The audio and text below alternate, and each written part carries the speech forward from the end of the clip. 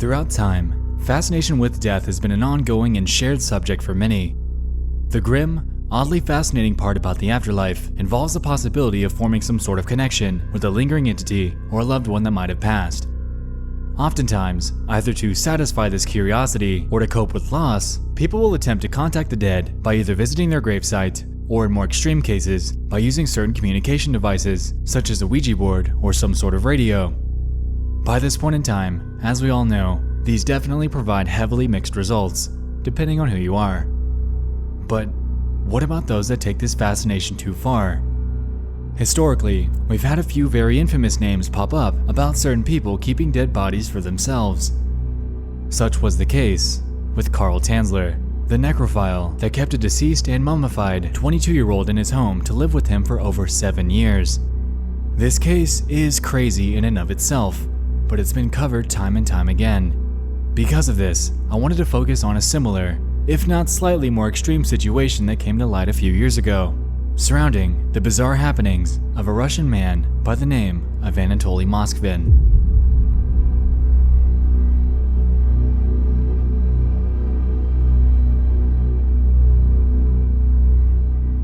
Moskvin is a 52-year-old that, back in the mid to late 2000s, was regarded a genius by many. He was a historian who authored various scientific papers and acquired the knowledge of upwards of 13 different languages. Many of his peers and family saw him as a quiet, ordinary person with no real cause for concern regarding his behavior. The thing is, though, he had this unforgiving obsession with the afterlife, and the scientific papers and magazine publications that he would provide over the years would actually come to assist in explaining the secret and deeply outlandish behavior that he was committing right under everyone's nose. You see, Moskvin was a very disturbing character. In late 2011, he had single-handedly thrown Russian police and media into a whirlwind down one of the darkest and most bizarre criminal cases in the country's history.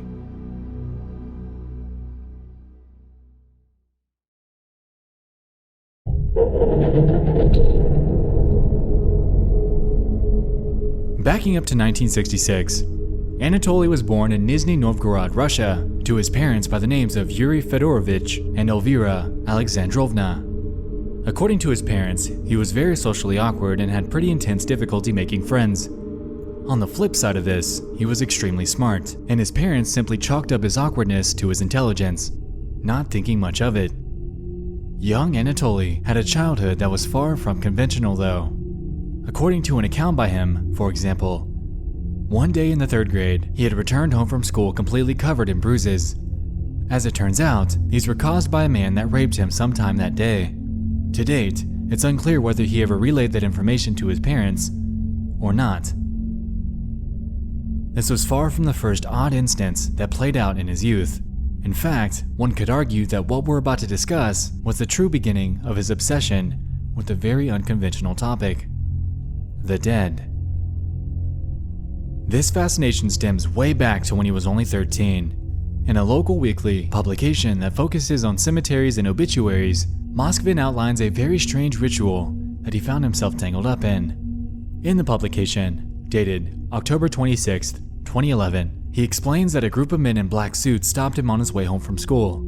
They were en route to the funeral of 11-year-old Natasha Petrova and ended up dragging young Anatoly along to her coffin, where they forced him to kiss the girl's corpse. Further on in his writing, he explains that, quote, "I kissed her once, then again, then again." Afterwards, the girl's mother then allegedly placed a wedding ring on the 13-year-old's finger and one on the hand of her dead daughter. "My strange marriage with Natasha Petrova was useful," Moskvin claimed. Useful it was, as Moskvin's unapologetic obsession with the undead was just beginning to take root.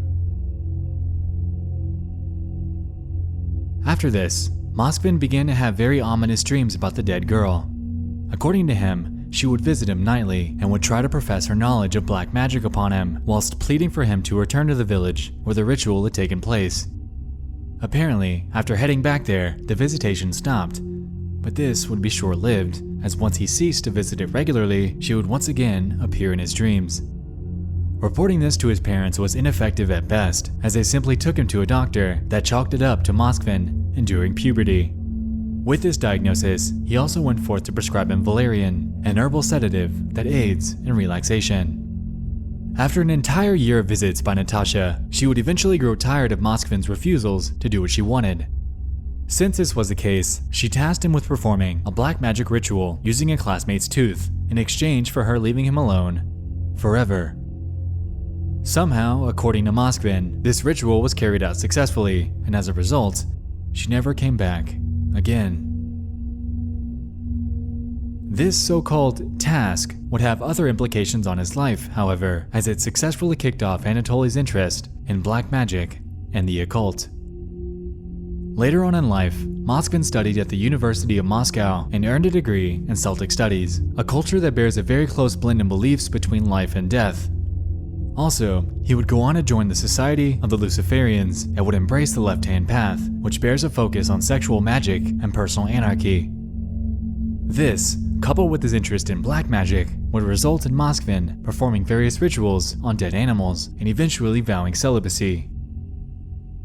After graduation, it became known that he had grown to acquire extensive knowledge of the intricacies of all the surrounding cemeteries in his area.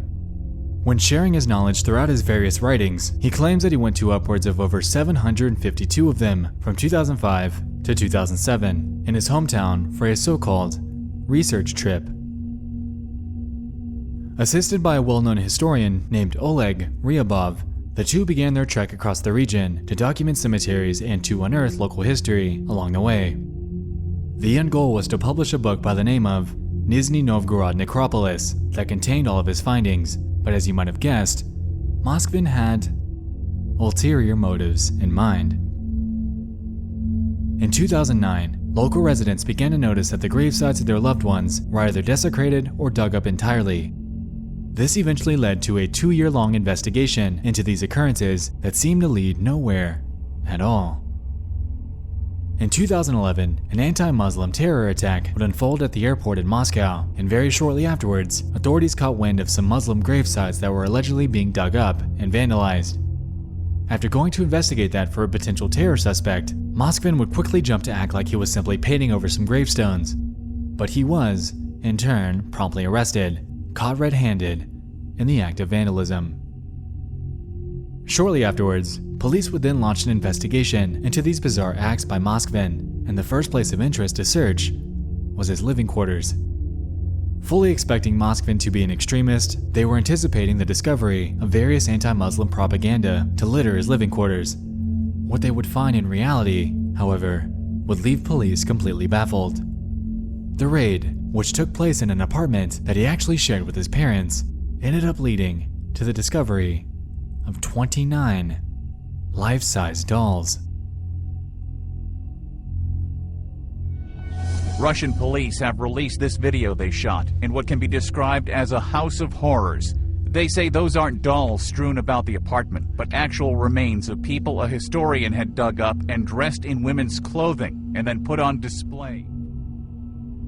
The figures, heavily representing antique dolls, wore various types of clothing. Apparently, Moskvin dressed all of these up in makeup, even going as far as to place buttons or various circular objects in their eye sockets to give them a more lifelike appearance. The thing is though, these weren't simply dolls. Rather, these were all created with the dead corpses of girls ranging in age from 3 to just 12 years old. Even more disturbing, when police began to move the bodies in this investigation, most of them would emit some sort of jingle, and it was later revealed that Moskvin stuffed each of the rib cages with music boxes so they could emit some sort of audible feedback when he interacted with them. Moskvin also allegedly kept track of their birthdays in his room and celebrated them when the time came. According to police, there were photographs and plaques taken off of gravestones, doll-making manuals, and maps of local cemeteries littering the apartment. Furthermore, the clothes that most of these dolls were wearing were the actual clothes in which they were buried. Moskvin later admitted that he achieved structural integrity of the corpses by wrapping their legs and arms with rags before stuffing those into nylon tights. He performed this for each of their limbs and their faces before inserting buttons into their eye sockets as to, quote, allow them to watch cartoons with him. In police interrogations that followed, he claimed that he loved most of them. However, there were a few that he simply wasn't content with. The ones that he had grown to dislike were promptly stuffed into their small garage and left to be forgotten. Apparently, he did all this out of loneliness. His parents claimed that he'd grown this massive obsession with creating life-size dolls, and bizarrely didn't think much of it, regardless of the smell that it would emit. "We saw these dolls, but we did not suspect there were dead bodies inside. We thought it was his hobby to make such big dolls, and we didn't see anything wrong with it," his mother claimed in an interview. According to a neighbor, there would be a constantly putrid smell that would emit from their apartment every time he passed by. However, he chalked it up to being a sewage problem below the building, not thinking much of it. Out of all the corpses that he kept locked up in his apartment, there was one of them that was with him for upwards of 9 years. With all of these findings by police, Moskvin was eventually charged with extremely heavy crimes.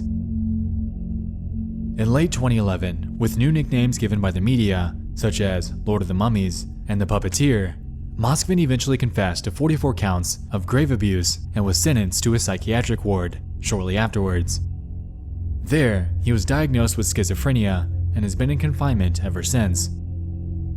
It's been reported that Moskvin was repeatedly beaten by guards at this facility, and according to his mother, was also fed up to 15 pills per day, which kept him in a catatonic state. Since this was the case, a human rights lawyer by the name of Violetta Volkova was hired to represent Moskvin. Her end goal was to get him out of this facility and into an independent clinic in Moscow for re-examination, expressing a primary distrust in the ward's doctors. This grueling legal fight ended up earning him a second hearing, and as of September of 2018, he was offered the opportunity to continue his psychiatric treatment at home, and alongside this, the ability to essentially walk free. As you might expect though, this decision has been met with pretty heavy controversy.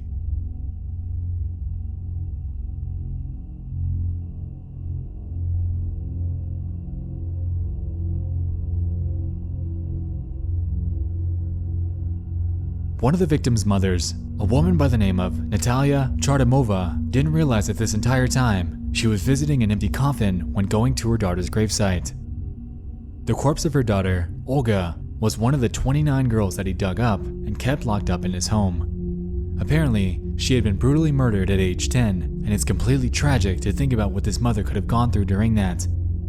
Coming to the realization that her daughter was taken from her not only once, but a second time infuriates her, and she's one of the very many that unapologetically oppose the potential release of him. He needs to be kept under surveillance. This creature brought fear, terror, and panic into my life. Anatoly Moskvin is set to walk free from his psychiatric ward sometime this year. The order of his containment with the facility was set to expire last December, so his release comes in only a matter of time. While he might walk as a quote-unquote free man, his crimes will forever go down as some of the darkest and most bizarre in history. The emotions that these parents are going through is completely inconceivable, and we can only hope that authorities keep a close eye on him for the remainder of his life, as he could very easily still possess the inner drive to continue with his disturbing antics.